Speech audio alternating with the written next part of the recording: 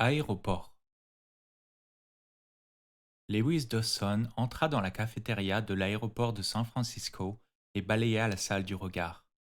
L'homme qu'il cherchait était déjà là, assis au comptoir.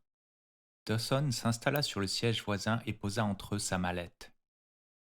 Vous êtes en retard, mon vieux, dit l'homme qui attendait. Qu'est-ce que c'est, un déguisement ajouta-t-il en riant, le regard fixé sur le chapeau de paille du généticien. On ne sait jamais, répliqua Dawson en réprimant un mouvement de colère.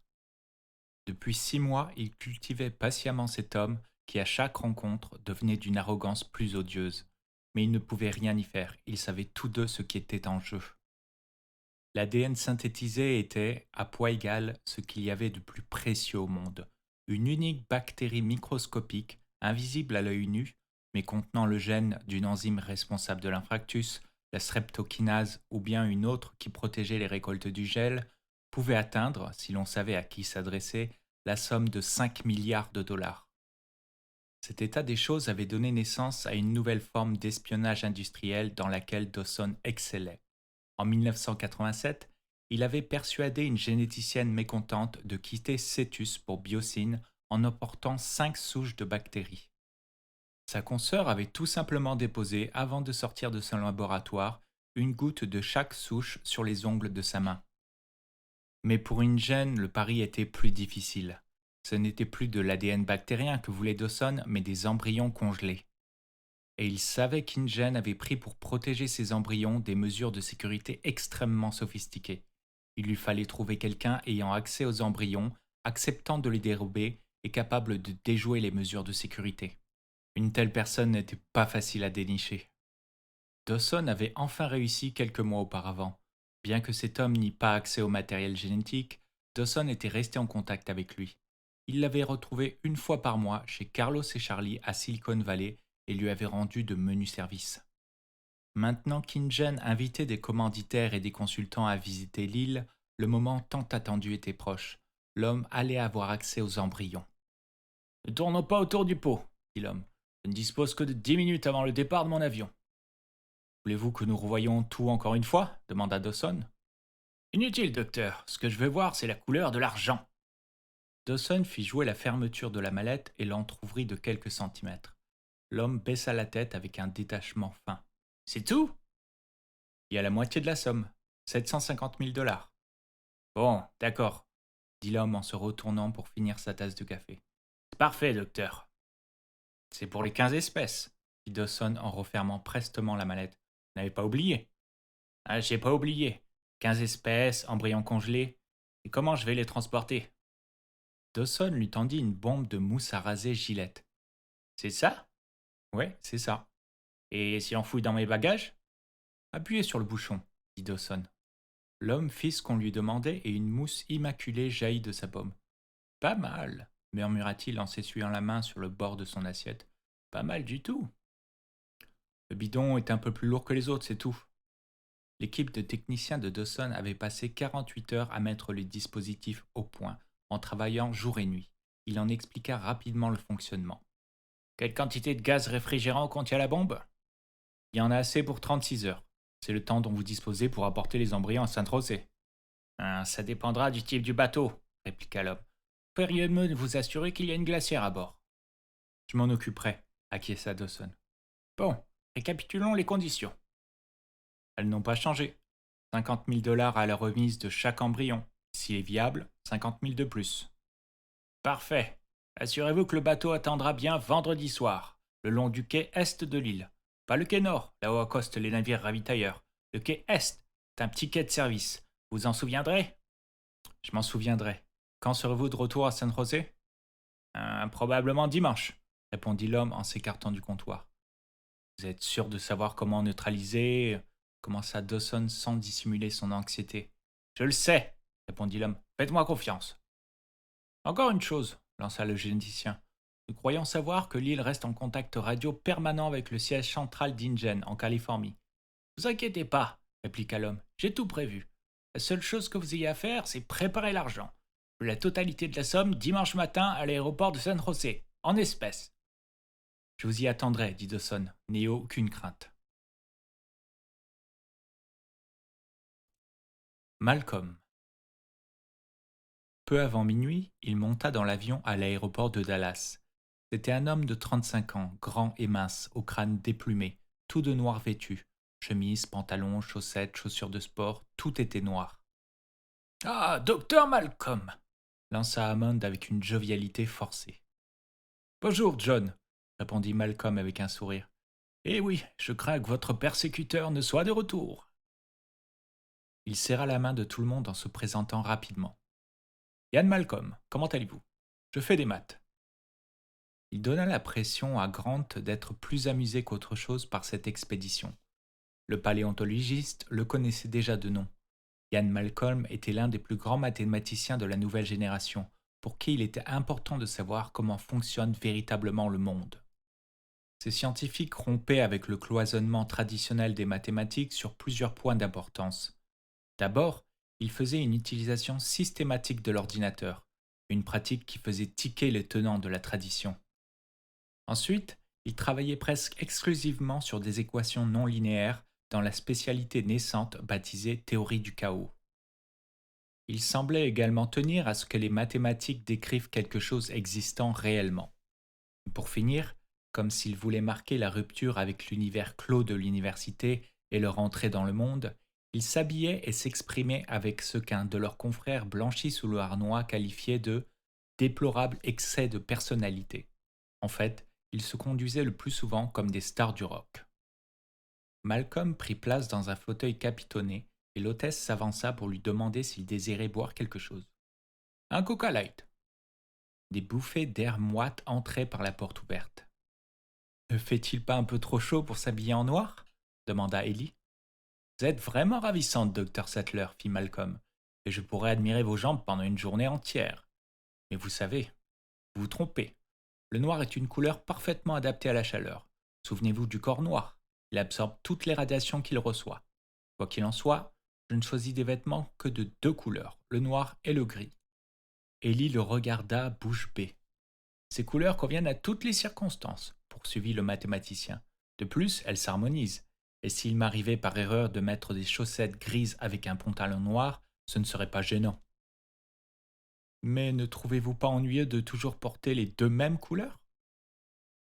Pas le moins du monde. Je trouve au contraire que c'est une libération. J'attache du prix à ma vie et je ne veux pas la gaspiller en pensant aux vêtements. Je ne veux pas me demander le matin comment je veux m'habiller. Sincèrement, peut-on imaginer quelque chose de plus barbant que la mode? Le sport professionnel peut-être. Des adultes qui lancent un ballon ou tapent dans une petite balle pendant que le reste du monde paie pour aller les applaudir. Mais tout compte fait, je trouve la mode encore plus ennuyeuse que le sport. Le docteur Malcolm, plus bon de glisser Hammond, est un homme aux opinions tranchées.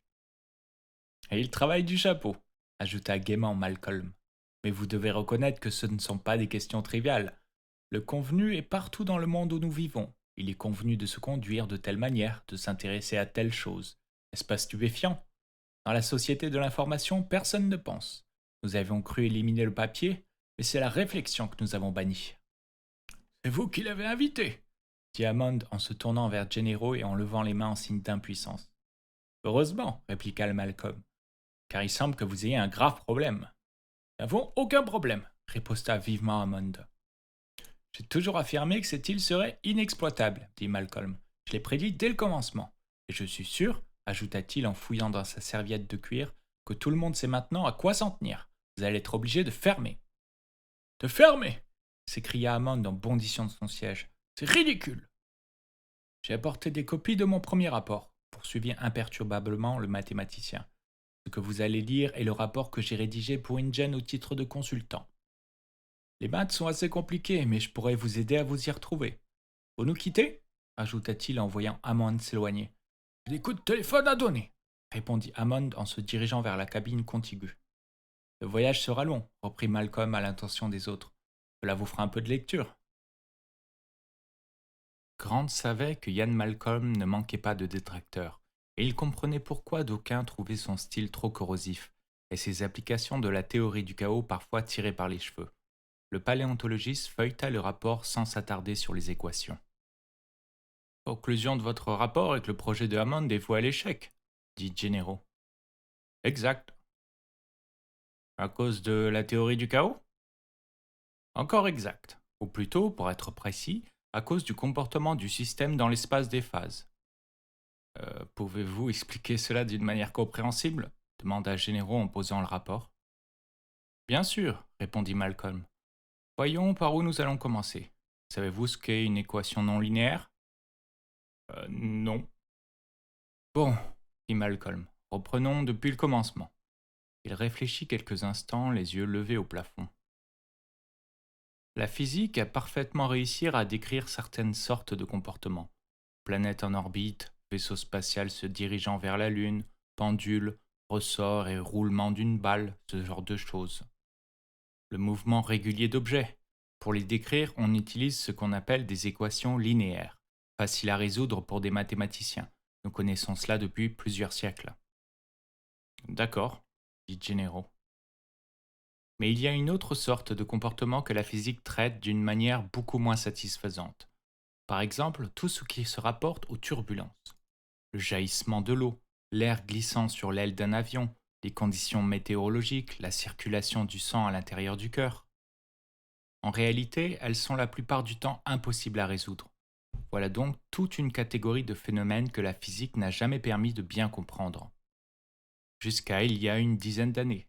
La nouvelle théorie qui les décrit a reçu le nom de théorie du chaos.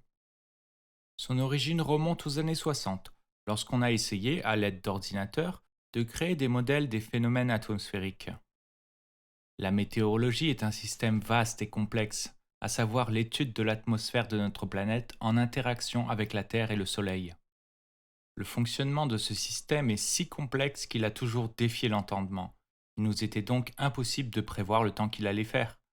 Mais, d'après les modèles fournis par leurs ordinateurs, les premiers chercheurs ont découvert que, même si l'on parvenait à comprendre les phénomènes atmosphériques, on ne pouvait rien prévoir. Toute prévision météorologique est absolument impossible. La raison en est que le comportement du système dépend notablement des conditions initiales. Je ne vous suis plus, fit Gennaro. Si j'utilise un canon pour lancer un obus d'un certain poids, à une certaine vitesse et un certain angle d'inclinaison, et si je tire ensuite un deuxième obus, avec à peu près le même poids, la même vitesse et le même angle, que va-t-il se passer? Les deux obus vont tomber à peu près au même endroit? Exact, fit Malcolm. C'est de la dynamique linéaire. Mais si je prends maintenant un système atmosphérique avec une certaine température, une certaine vitesse du vent, une certaine humidité, puis un autre avec des données très voisines, le second système n'évoluera pas d'une manière très voisine.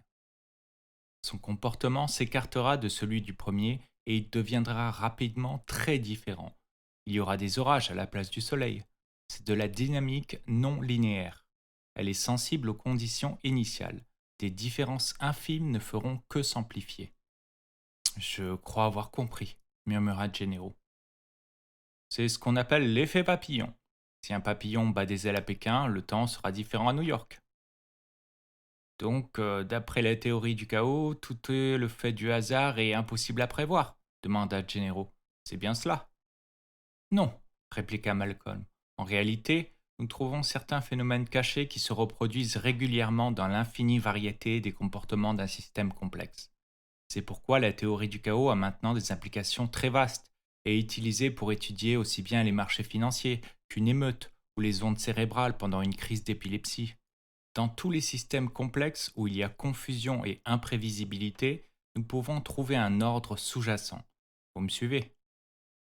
Oui, répondit Gennaro. Et quel est cet ordre sous-jacent? Il est essentiellement caractérisé par le mouvement du système à l'intérieur de l'espace des phases, répondit Malcolm. Oh, Seigneur, soupira Gennaro. Tout ce que je veux savoir, c'est pourquoi vous pensez que l'entreprise de Hammond ne réussira pas. Je comprends, dit Malcolm, et je vais y arriver. La théorie du chaos affirme deux choses. D'abord, il y a un ordre sous-jacent dans les systèmes complexes tels que la météorologie. Ensuite, l'inverse, à savoir que des systèmes simples peuvent engendrer un comportement complexe.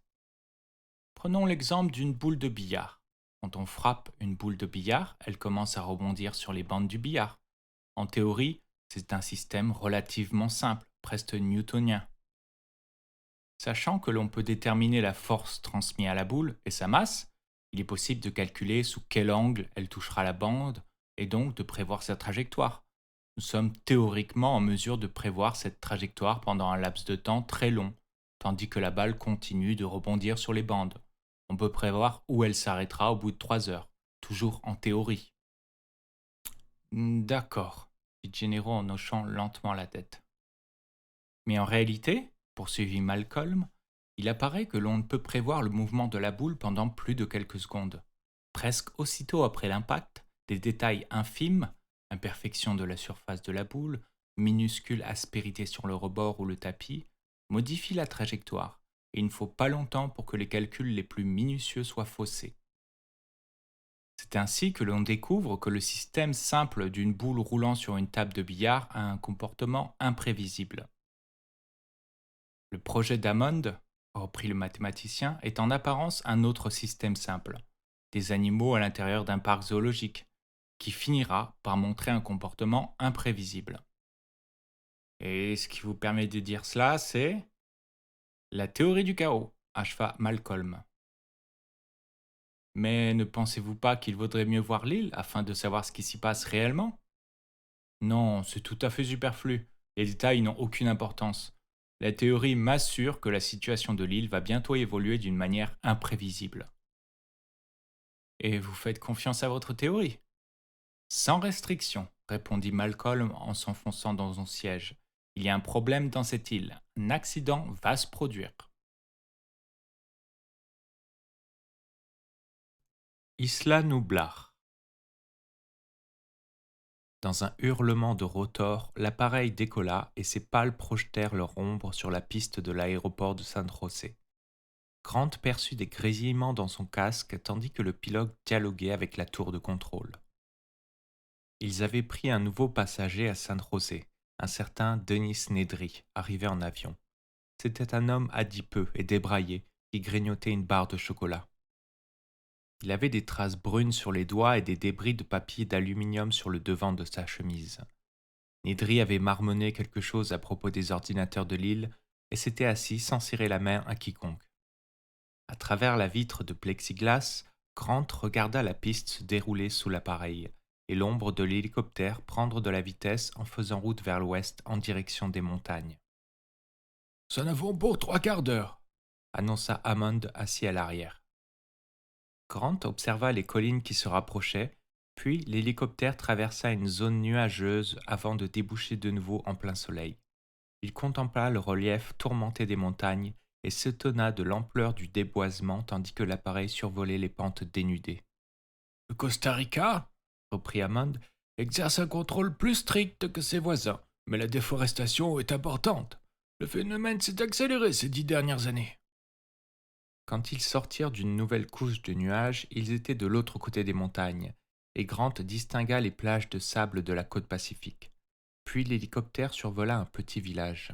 « Bahia Hanasco », annonça le pilote, « un village de pêcheurs. Un peu plus haut sur la côte, ajouta-t-il, vous apercevez la réserve de Cabo Blanco et ses plages magnifiques. » L'appareil changea de cap et commença à survoler l'océan. L'eau devint verte, puis d'un bleu-vert profond. Sa surface miroitait au soleil, déjà fort malgré l'heure matinale. « Encore quelques minutes, » dit Hammond, « et nous allons apercevoir Isla Nublar. » Il expliqua que ce n'était pas une vraie île, mais le sommet d'une montagne immergée, un soulèvement du fond de l'océan. « Cette origine volcanique se retrouve sur toute la surface de l'île, » poursuiva-t-il. « Il y a des projections de vapeur en de nombreux endroits, et le sol est souvent très chaud. C'est pour cela, mais aussi en raison des courants dominants, qu'Isla Nublar se retrouve dans les brumes. Vous verrez quand nous arrivons. »« Ah, nous y voilà !» De l'hélicoptère rasant les flots, Grant vit apparaître au loin une île rocheuse, escarpée, brisant la surface de l'océan. « Bon sang !» souffla Malcolm. « On dirait Alcatraz !» Le brouillard enveloppant les versants boisés conférait à l'île un aspect mystérieux. « Mais en beaucoup plus grand !» fit observer Hammond. 13 kilomètres de long sur 5, à l'endroit le plus large, soit une superficie d'environ 60 km², qui en fait le plus grand parc animalier privé d'Amérique du Nord. L'hélicoptère commença à prendre de la hauteur en direction de l'extrémité nord de l'île. Grant écarquillait les yeux pour distinguer le relief dans l'épais brouillard. En général, il n'est pas aussi dense. Fit Hammond avec une pointe d'inquiétude. Au nord de l'île, les monts plus élevés se dressaient à plus de 600 mètres au-dessus de l'océan. Les crêtes étaient invisibles, mais Grant distingua des versants escarpés et le bouillonnement des vagues se fracassant contre la roche. Puis l'hélicoptère reprit de la hauteur. Nous sommes malheureusement obligés de nous poser sur l'île, Dit Hammond. Je n'aime pas le faire parce que cela effraie les animaux et que c'est parfois assez risqué. Il fut interrompu par la voix du pilote. Nous allons commencer la descente. Accrochez-vous bien. L'appareil descendit un peu et ils furent aussitôt plongés dans le brouillard. Grant entendit dans son casque un signal électronique discontinu, mais il ne distinguait absolument rien. Au bout d'un moment, il commença à discerner la cime des grands pins qui perçaient le brouillard et dont l'hélicoptère frôla quelques branches. Comment diable peut-il réussir cela demanda Malcolm. Mais personne ne répondit. Le pilote regarda d'abord sur la gauche, puis sur la droite. Les arbres étaient encore très près et l'appareil descendait rapidement. Seigneur, Souffla Malcolm. L'intensité du signal électronique s'accrut. Grant tourna la tête vers le pilote qui était très concentré. Le paléontologiste baissa les yeux et vit sous l'appareil, à travers le plexiglas, une gigantesque croix brillante. Des lumières clignotaient à l'extrémité de ses branches. Le pilote corrigea légèrement le cap et l'appareil se posa sur l'aire d'atterrissage. Le bruit des rotors diminua puis cessa. Grant poussa un soupir et détacha sa ceinture. nous sommes obligés de descendre rapidement, comme vous l'avez constaté, Expliqua Hammond. C'est à cause des courants ascendants. Ils sont très forts ici et, quoi qu'il en soit, nous sommes sains et saufs. Quelqu'un s'élança vers l'hélicoptère, un homme aux cheveux roux coiffé d'une casquette de baseball. Bonjour tout le monde, s'écria-t-il d'une voix joviale en ouvrant la porte. Je m'appelle Ed Régis et je vous souhaite la bienvenue à Isla Nublar. Faites attention en descendant. Un sentier étroit serpentait à flanc de colline. À mesure qu'ils descendaient dans l'air froid et humide, le brouillard se dissipait et le paysage leur apparaissait plus distinctement. Grant trouvait qu'il ressemblait un peu à celui de la côte nord-ouest du Pacifique, dans la péninsule d'Olympia. Très juste, dit Régis. L'écosystème est celui d'une forêt pluviale à feuillage caduc, assez différente de la végétation du continent, où la forêt pluviale est plus classique. Mais nous avons ici un microclimat qui ne se trouve que sur les hauteurs, sur les pentes des monts du Nord. Le climat de la plus grande partie de l'île est de type tropical. Il distinguait en contrebas les toits blancs de plusieurs grands bâtiments nichés au milieu de la végétation. Grant fut surpris de voir une construction aussi soignée. Lorsque les dernières écharpes de brume eurent disparu, l'île lui apparut dans toute son étendue. Comme l'avait dit Régis, elle était essentiellement couverte par une forêt pluviale. À quelque distance du petit groupe, Grant remarqua un tronc nu, totalement dépourvu de feuilles, une haute tige incurvée s'élevant au-dessus des palmiers. Puis le tronc se mit à bouger et se tourna pour faire face aux nouveaux arrivants. C'est alors que le paléontologiste comprit qu'il ne s'agissait pas d'un arbre. C'était le cou gracieux et interminable d'un animal gigantesque, s'élevant jusqu'à une quinzaine de mètres du sol. Ce qu'il avait devant les yeux était un dinosaure. Comité d'accueil. Mon Dieu, souffla Ellie, les yeux fixés sur l'animal dont la tête dominait les arbres. Mon Dieu! Sa première pensée fut que le dinosaure était d'une extraordinaire beauté. Les livres les décrivaient comme des créatures colossales et obtuses, mais cet animal au long cou se déplaçait avec grâce, voire avec une manière de dignité. Et il était vif. Son comportement n'était assurément pas celui d'un lourdeau. Le sauropode les considéra avec attention, puis il émit une sorte de barrissement assez semblable au cri de l'éléphant. Quelques instants plus tard, une deuxième tête se dressa au-dessus du feuillage, suivie d'une troisième et d'une quatrième. Mon Dieu, répéta Ellie, pétrifiée. Gennaro demeurait sans voix. Il savait depuis le commencement à quoi s'attendre, il le savait depuis plusieurs années, mais au fond, il n'y avait jamais entièrement cru. Et là, en considérant cette scène, il avait le souffle coupé. Le pouvoir terrifiant des nouvelles technologies génétiques, qu'il avait jusqu'alors considérées comme de simples arguments de vente, lui apparaissait maintenant avec une implacable clarté. Ces animaux étaient si gros, véritablement énormes, grands comme des maisons. Et ils étaient si nombreux, des dinosaures en chair et en os, aussi réels qu'on pouvait l'imaginer. Nous allons gagner une fortune ici, songea-t-il, une véritable fortune. Il se prit à espérer que l'île offrait toutes les garanties nécessaires de sécurité. Immobile sur le sentier à flanc de colline, des traînées de brume passant devant son visage, Grant ne pouvait détacher son regard des longs coups gris tendus au-dessus des palmiers. Il était pris de vertige, comme si le sol plongeait à pic devant lui, et il avait de la peine à respirer. Il contemplait quelque chose qu'il avait cru ne jamais voir de son vivant, et pourtant ce n'était pas une hallucination.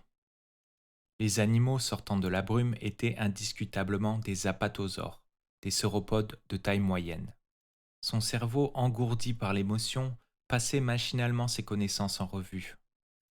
Herbivore d'Amérique du Nord, fin du Jurassique, communément appelé brontosaure, découvert en 1876 par Edward Kopp dans le Montana. Spécimen en association avec strates de Morrison dans le Colorado, Utah et Oklahoma, récemment reclassé par Berman et McIntosh comme un diplodocus, d'après l'aspect du crâne. On considérait en général que Brontosaurus passait la majeure partie de son temps dans des eaux peu profondes, ce qui l'aurait aidé à soutenir son poids énorme. L'animal qui se dressait devant lui ne se trouvait manifestement pas dans l'eau, mais ses mouvements étaient très prompts. La tête et le cou se déplaçaient au-dessus du feuillage des palmiers avec une grande vivacité, une étonnante vivacité. Grant éclata de rire. Que se passe-t-il? Demanda Hammond d'une voix inquiète. Il y a quelque chose qui ne va pas? Grant se contenta de secouer la tête et continua de rire. Il ne pouvait pas leur dire ce qui l'amusait tant, ce qui lui avait suffi de quelques secondes pour accepter l'existence de l'animal et qu'il commençait à utiliser ses facultés d'observation pour répondre à certaines questions qui se posaient depuis longtemps les spécialistes. Il riait encore quand il vit apparaître une cinquième puis une sixième tête au-dessus des palmiers. Les sauropodes qui gardaient les yeux fixés sur le petit groupe évoquaient à Grant des girafes d'une taille démesurée. Ils avaient le même regard doux et un peu stupide. J'imagine que ce ne sont pas des animaux artificiels animés, fit Grant. Ils ont l'air tellement vivants. Bien sûr qu'ils sont vivants, dit Hammond. Quoi voudriez-vous qu'ils ne le soient pas? Des barrissements se firent à nouveau entendre. D'abord le cri d'un seul animal, repris par ses congénères. C'est leur manière de nous souhaiter la bienvenue sur l'île, déclara Régis. Grant s'immobilisa et écouta, le visage extasié. Vous avez probablement envie de savoir ce que nous allons faire maintenant, reprit Hammond en se remettant en route. Eh bien, nous avons prévu une visite complète de nos installations, et dans le courant de l'après-midi, nous ferons le tour du parc pour admirer les dinosaures. Je vous retrouverai pour le dîner, et je répondrai à toutes les questions que vous pourriez encore vous poser. Et maintenant, si vous voulez bien suivre Monsieur Régis... Le petit groupe emboîta le pas de Ed Régis, qui se dirigeait vers le bâtiment le plus proche. Au bord du chemin, un écriteau peint à la main indiquait « Bienvenue au parc Jurassique ».